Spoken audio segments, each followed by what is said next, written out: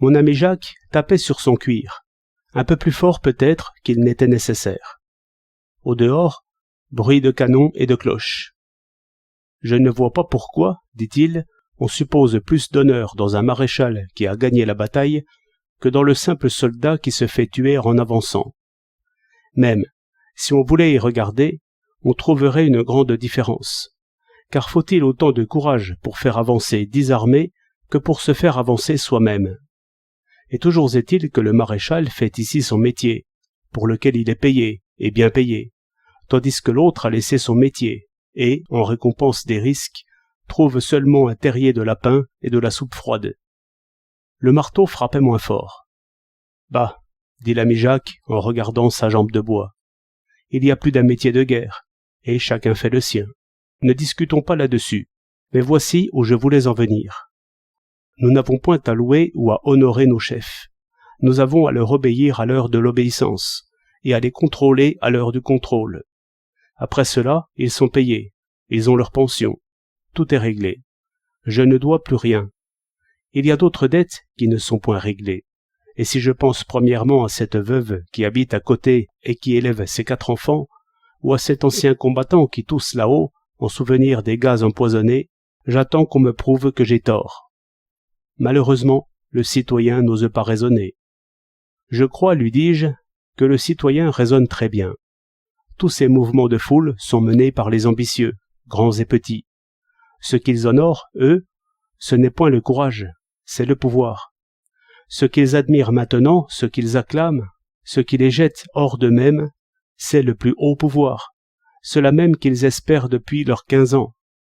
Quelques petits morceaux de pouvoir qu'ils tiennent, ils sont tyrans tant qu'ils peuvent, et même ils sentent très bien que le plus haut tyran soutient les petits tyrans.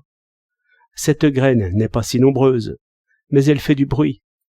En ces occasions-ci, elle menace, elle insulte, elle étourdit ceux qui manquent de résolution, sans compter le respect naturel pour les morts et le plaisir du spectacle. C'est ainsi que les pouvoirs semblent gagner toujours, et gagnent quelquefois. Nous autres, cuisons et recuisons nos pensées.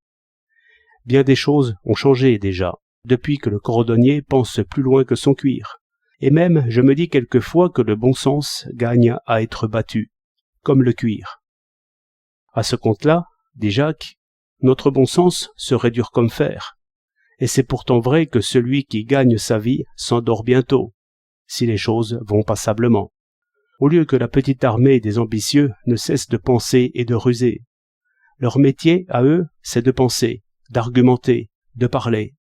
Tous leurs raisonnements leur sont payés. On n'entend qu'eux, on ne lit qu'eux.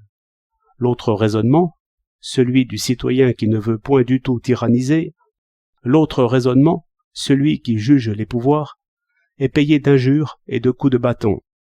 Le miracle n'est pas que l'on voit un tyran ou deux régner sur des peuples qui ne sont point sauvages. Le miracle, c'est qu'il n'y ait pas des tyrans en tout pays. Quand j'étais jeune, je croyais que les pensées justes réussiraient tout de suite.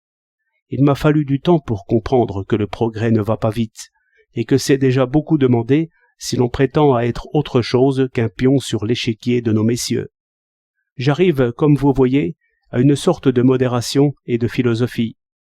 Le difficile, voyez-vous, c'est d'être modéré sans être faible. On se croit déshonoré si on ne demande pas la lune, et tout de suite. Alors, on n'a rien du tout. Et c'est une très vieille histoire. C'est l'histoire, lui dis-je. On acclame le tyran qui a vaincu le tyran. Patience.